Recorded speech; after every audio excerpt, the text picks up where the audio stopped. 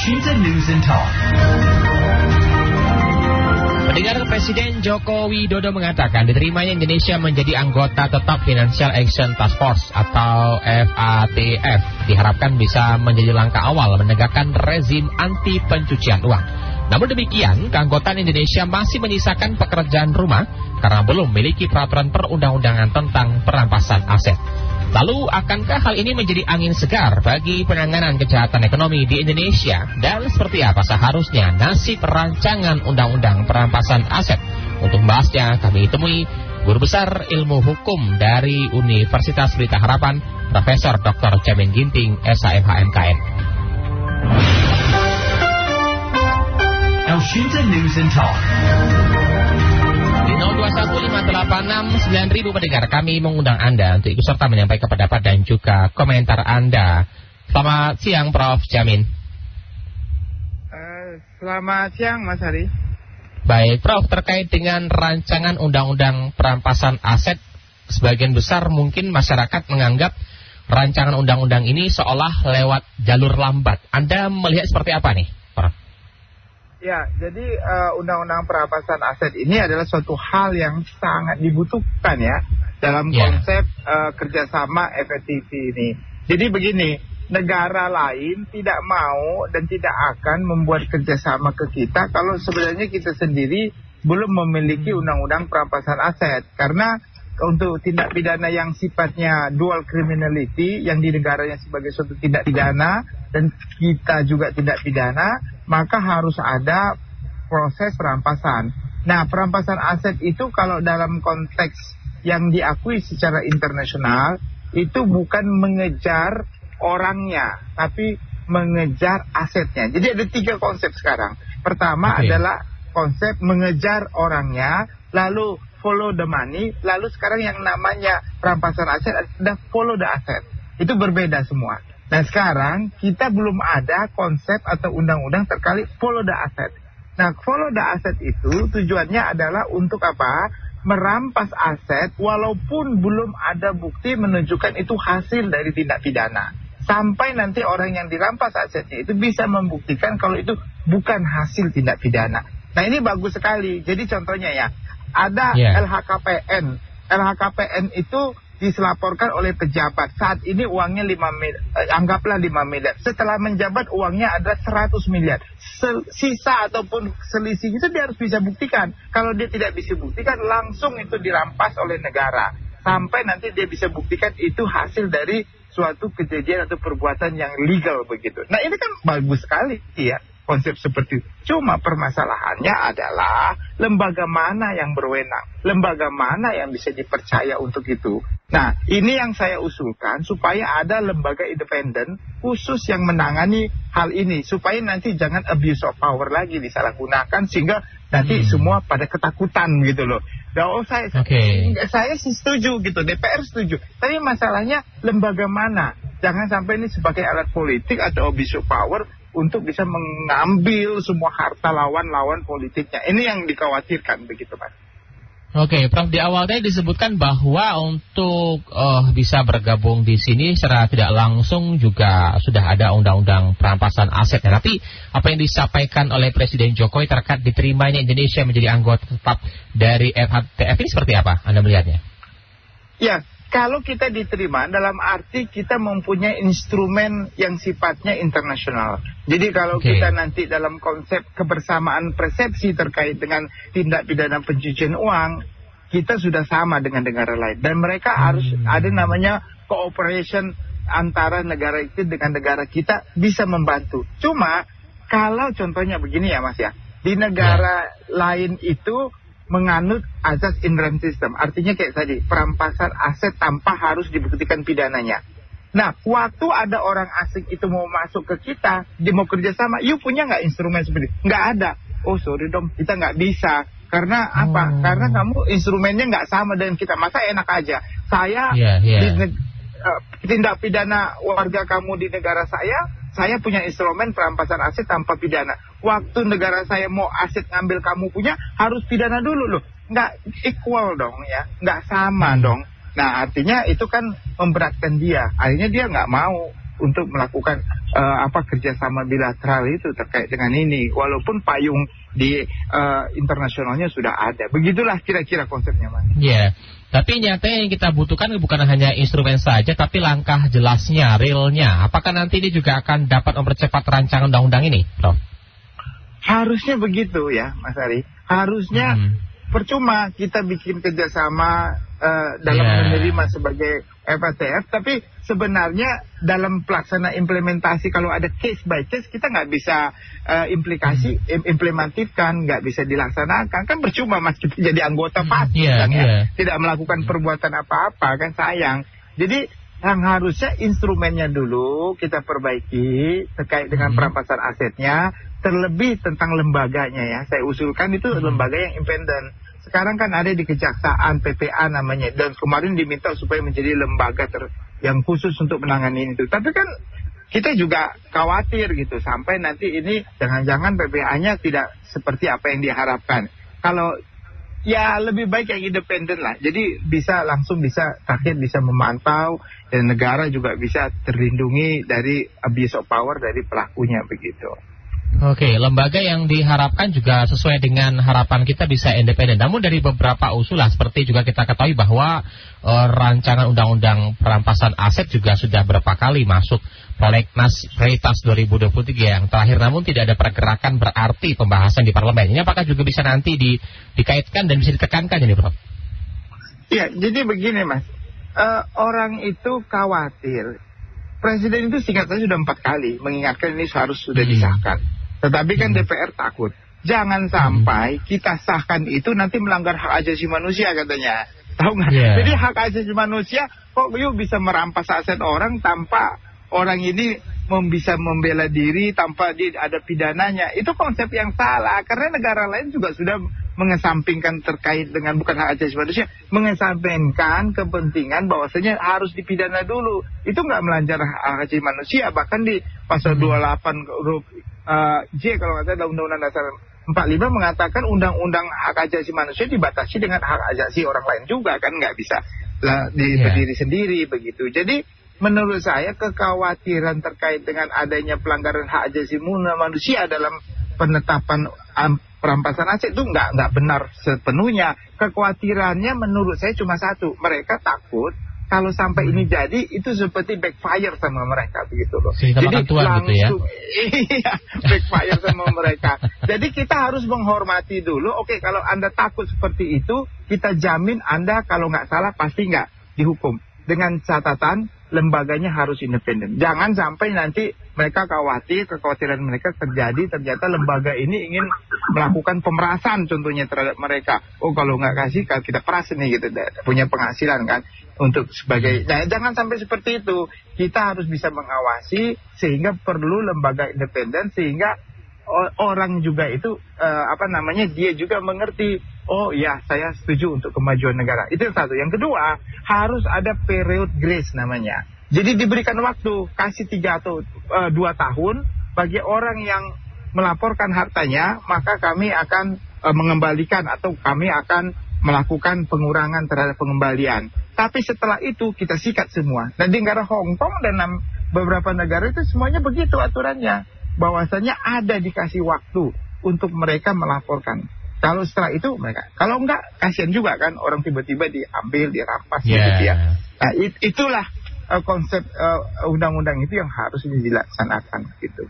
Oke, baik. Nah kita akan mendengar bagaimana tanggapan dari masyarakat ini Prof ya. Ada Pak Cukup di Surabaya. Silakan Pak Cukup. Selamat sore, silakan. Selamat sore Pak Profesor dengan Pak Cukup pelawak Surabaya Pak Profesor. Ya, kalau menurut saya perampasan aset ini harus segera dilaksanakan Bapak Profesor. Karena apa? Bapak Presiden Jokowi sudah menyetujui. Makanya tadi Bapak Profesor bilang DPR takut lah itu. Makanya harusnya nggak boleh takut dong. Kita ini untuk rakyat Indonesia, untuk negara dan bangsa agar supaya adil dan makmur. Karena perampasan aset ini penting sekali Pak Profesor.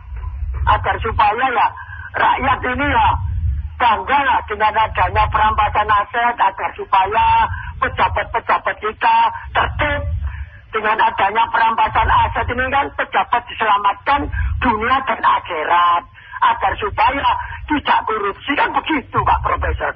Bukan mengancam agar supaya nanti asetnya dirampas, salah kan enggak. Mengingatkan untuk efek jerah, karena di Indonesia ada perampasan aset, mereka bisa selamat. Harusnya berpikirnya begitu, anggota dewan. Diselamatkan dunia dan akhirat.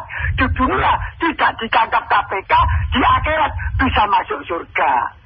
Terima kasih Bapak Profesor yang cukup pelawak Surabaya. Terima kasih Pak Cukup ya. Dari Surabaya kita menuju Cikarang ini Prof. Ada Pak Anton, silakan Pak Anton. Selamat sore Cinta, selamat sore Prof. Selamat sore Pak Anton, silakan. Sore. Kalau saya sih hanya mengharapkan kita berdoa yang kuat deh. Biar MPR DPR ini sadar, karena susah Pak Prof.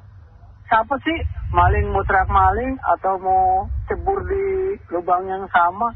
Ini saya pesimis banget ya. Ini kan udah lama banget. Ini baru perampasan harta, belum misalnya kita ajuin untuk pembuktian terbalik, hukum mati. Aduh, Prof. Ya mudah-mudahan nih kita ngarepin pemimpin baru nih. Jadi ada perubahan. Saya dari awal Pak Jokowi udah mau 10 tahun ini saya ngarepin banget. Ternyata sampai saat akhir periodenya nggak tersampaikan juga. Ya gitulah Prof, kita banyak berdoa aja deh. Terima kasih, selamat sore. Baik, terima kasih Pak Anton ya Prof. Ini sedikit ada rasa pesimis dari masyarakat. Apakah harus menunggu periode pemilihan tahun depan agar kiranya semua yang nanti akan membahas, akan menyelesaikan juga berganti dengan orang yang baru, Prof? Ya, realitanya kan begitu sekarang. Jadi anggota dewan ini kan pada sibuk untuk dapilnya masing-masing ya. Nah, jadi mungkin juga nggak kepikir sejauh itu, bahkan untuk paripurna untuk mensahkan ini dalam waktu dekat kelihatannya saya agak pesimis juga karena waktu pemilihan juga dekat ya. Tapi nggak apa-apa, nggak ada istilah untuk terlambat gitu. Pemimpin yang baru pun dipilih karena kan tadi sudah ada kesepakatan dengan internasional terkait dengan FATF. Jadi kalau sudah ada FATF, kita harus yakinkan kalau kita bisa diterima negara lain. Kalau itu maka kita sahkanlah undang-undang perampasan asetnya dengan catatan bahwasannya harus ada lembaga independen dalam pengelolaan dan perampasan, dan juga dikasih grace period kepada setiap orang untuk melaporkan, kalau enggak akan ditindakkan gitu ya. Dua hal itu yang harus ditanamkan supaya orang juga jangan khawatir, jangan takut dan mau melaporkan. Seperti teks amnesti, kan ada orang dikasih teks, oh kamu lapor dong, kalau enggak kita hajar. Itu, jadi konsep seperti itu yang harusnya dikedepankan. Masalah waktu saya kira memang saya agak pesimis. Kalau untuk masa periode ini kelihatannya belum ya, nanti baru next pemimpin kalinya baru gitu Mas. Ya, tinggal juga masyarakat tinggal berharap kembali untuk kemudiannya. Tapi kalau tadi sempat dibahas terkait dengan lembaga independen ini, sebenarnya dalam pembentukannya apakah sulit Prof? Ya, saya kira sih enggak. Dalam pembentukannya itu tinggal dicantumkan dalam undang-undang itu sendiri. Jadi undang-undang perampasan aset mencantumkan akan dibentuk suatu lembaga independen dalam perampasan dan pengelolaan aset yang akan diatur dalam undang-undang atau dalam atur pembentukannya dalam suatu peraturan presiden. Nah itu tinggal dibentuk aja sama itu dengan undang-undang. Dibentuk suatu lembaga maka akan dicari, dan jangan lupa harus ada unsur akademisi, unsur masyarakat. Jadi jangan hanya unsur dari, jadi ada kontrol, jadi check and balances-nya itu jalan begitu loh Mas. Oke, baik. Kita kembali ke pendengar ya Prof ya. Kita menuju Brebes, ada Pak Rubin ini. Silakan Pak Rubin. Ya, selamat sore Prof. Selamat sore Elsinda. Selamat sore Pak Rubin, silakan. Masalah ini memang kita jadi menjelang batas-batas akhir kok banyak aturan-aturan yang ingin diselesaikan seperti buru-buru mengejar tayang. Ini soalnya mengejar tayang ini, mengejar centoran. Jadi silakanlah semuanya dengan pikiran bening, secara yang katakan Profesor tadi ini, semuanya dengan akal pikir yang sehat. Jadi anggota dewan waktu ini tidak bisa berpikir jelas nih konsep-konsepnya. Kita ketahui ke belakang sekian tahun yang itu kan banyak undang-undang yang dibuat lagi, banyak yang dilanggar. Bahkan ada undang-undang yang seolah sudah disetir yang nantinya akan begini. Seolah undang-undang yang sekarang ini seperti sulapan. Jadi bermain seperti kita bermain bola pingpong yang akhirnya akhirnya ke situ juga. Barangkali begitu. Terima kasih, Sinda. Baik, terima kasih Pak Robin ya. Bersama saya Ari ya. Ini ada Pak Yanuar di Meruya. Silakan Pak Yanuar. Ya, selamat sore narasumber. Ya, silakan Pak Yanuar. Saya justru itu mengapresiasi sebenarnya pemerintah Jokowi ini sudah 3 kali itu mengajukan ke DPR. Tapi yang seperti pernah kita lihat waktu bertemu Pak Mahfud MD bertemu dengan Komisi 3. Kalau tidak salah tuh dijawab oleh ketua fraksinya itu Pak siapa namanya yang dari PDIP itu mengatakan bahwa itu tergantung ketua umum katanya. Kalau ketua umum bilang lanjut, iya ketok katanya gitu. Tapi ternyata memang nggak diketok-ketok gitu Pak. Jadi kita apresiasi sebenarnya oleh pemerintah sudah mengajukan undang-undang RUU perampasan aset ini. Jadi kita lihatnya harus seperti itu. Itu saja Pak. Terima kasih ya. Terima kasih Pak Yanuar ya. Selamat sore. 2 pendengar kami selanjutnya ini Prof. Pak Rubin dan juga Pak Yanuar. Terkesan kejar tayang ini kalau bisa bisa disimpulkan apakah juga undang-undang itu bisa cepat selesai jika memang keuntungan untuk diri sendiri itu lebih utama. Artinya juga menyampingkan kepentingan masyarakat jika ini belum selesai ini Prof. Ya, saya kira dalam konteks konstelasi pemilu sekarang ini sangat berbahaya kalau disahkan kan begitu kan. Apalagi kalau diberlakukan kan gitu kan. Bisa saja digunakan sebagai untuk mematahkan lawan politik kan begitu kan. Nah itu yang khawatir begitu. Jangan sampai seperti itu juga. Walaupun kita tetap positivisme kita tetap terhadap DPR ini untuk disahkan, ya harusnya disahkan begitu. Karena sudah sampai 4 kali seingat saya diingatkan oleh Presiden untuk segera disahkan, tetapi tidak.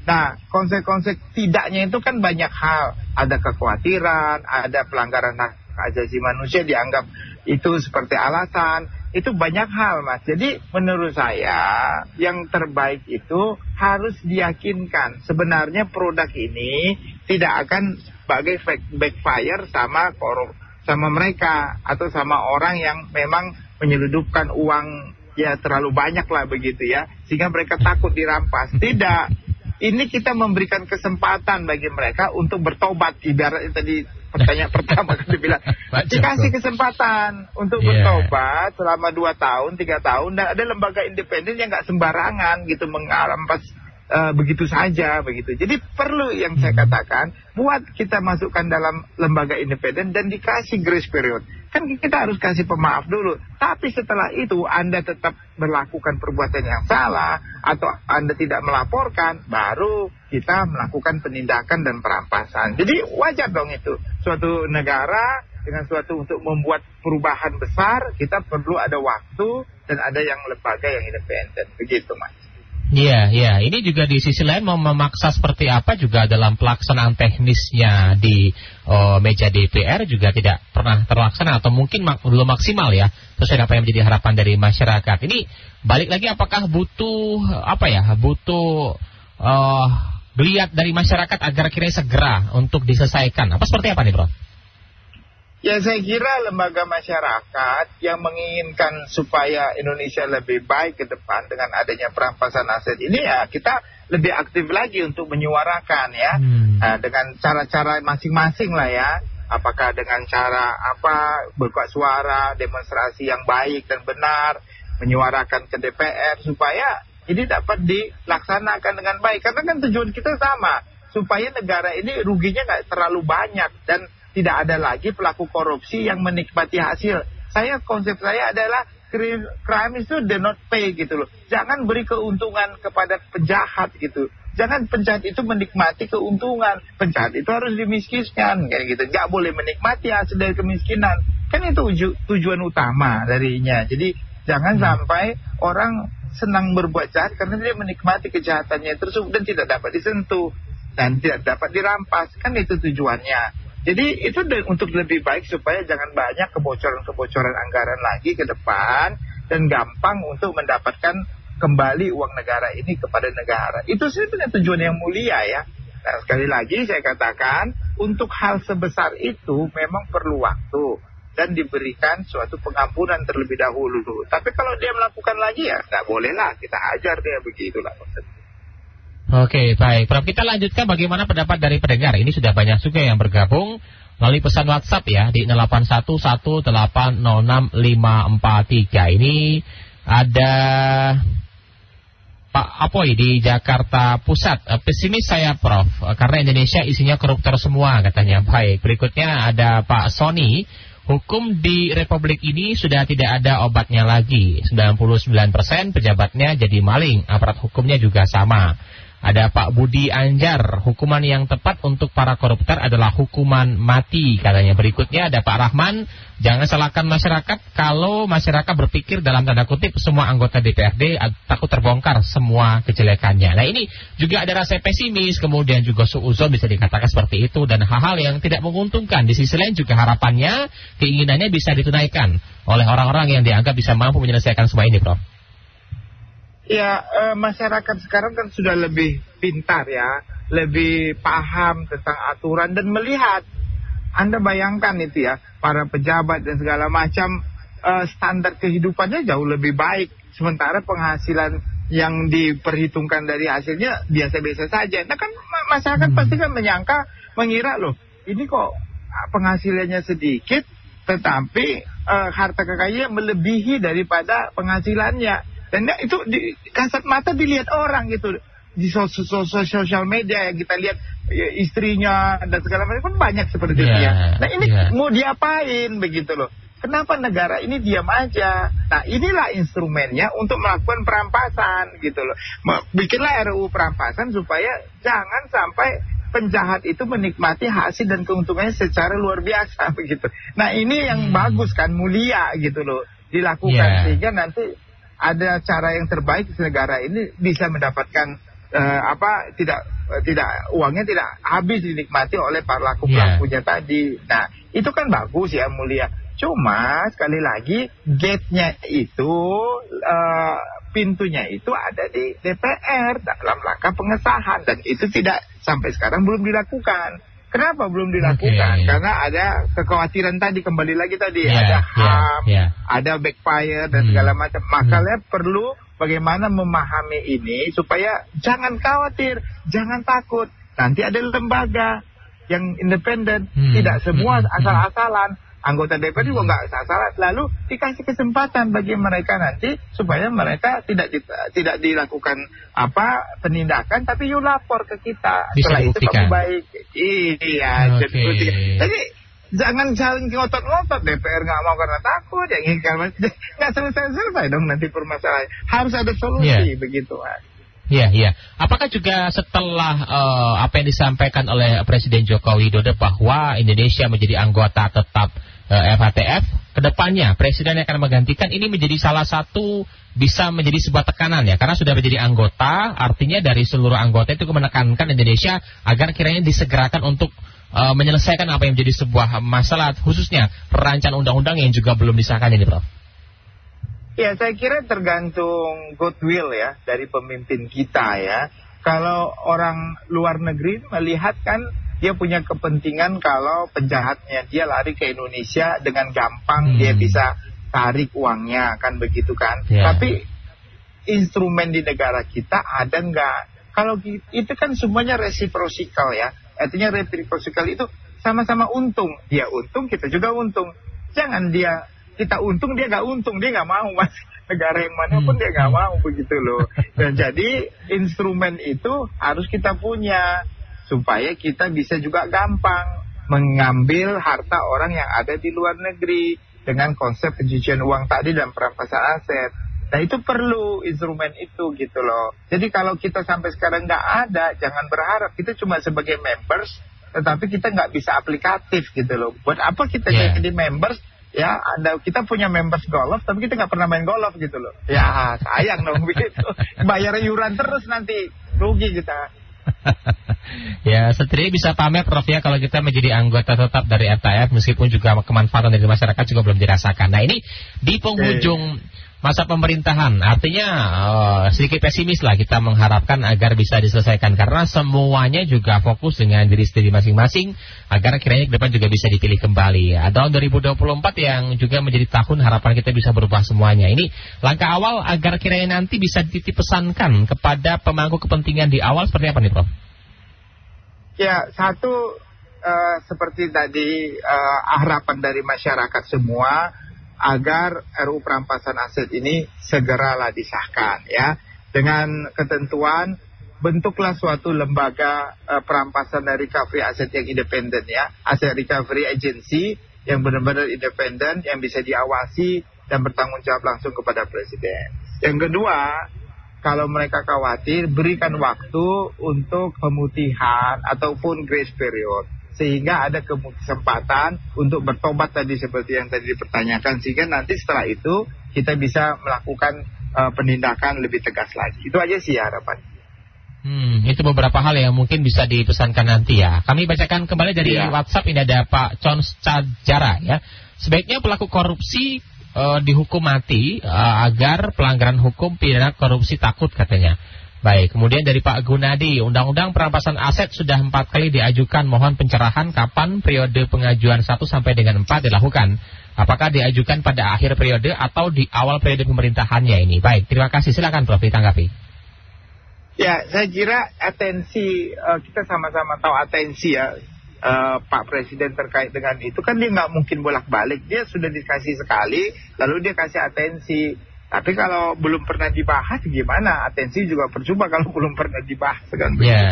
Jadi iya, berulang-ulang atensinya ada 4 kali, tapi kan masih di sana, bolanya masih di sana. Kan perlu ada pembahasan. Dan masa kerja dari anggota dewan kan belakangan akhir-akhir ini kan setelah masa reses kemarin kan baru mulai lagi, tapi kan tetap aja konsep-konsep undang-undang yang utama ini kan nggak masuk dalam prioritas sekarang. Jadi nggak mungkin bisa dibahas sekarang. Baru nanti dibahasnya di tahun depan begitu. Nah, jadi itu nggak apa-apa, kita tetap berjuang supaya proses ini tetap berjalan, RU-nya disahkan, apalagi Presiden tadi sudah menyatakan kita bagian dari FATF. Jadi itu bagus sekali saya kira ya, kita hargai, kita berharap setelah tahun depan berharap ini bisa disahkan gitu. Baik, tinggal kita tunggu saja Prof, bagaimana perkembangannya nanti. Harapannya juga apa yang menjadi keinginan dari masyarakat bisa diwujudkan, amanah yang disampaikan kepada anggota DPR juga bisa ditunaikan dengan baik ya. Terima kasih Prof sudah bersama El Sinta Prof pada sore hari ini Prof. Terima kasih Mas Ari, sukses selalu yo. Selamat sehat selalu Prof ya. Baik, demikian tadi pendengar Universitas Pelita Harapan, Profesor Dr. Jamin Ginting, SHMH MKN, dan juga terima kasih ya bagi Anda yang sudah ikut serta menyampaikan pendapat dan juga komentar Anda.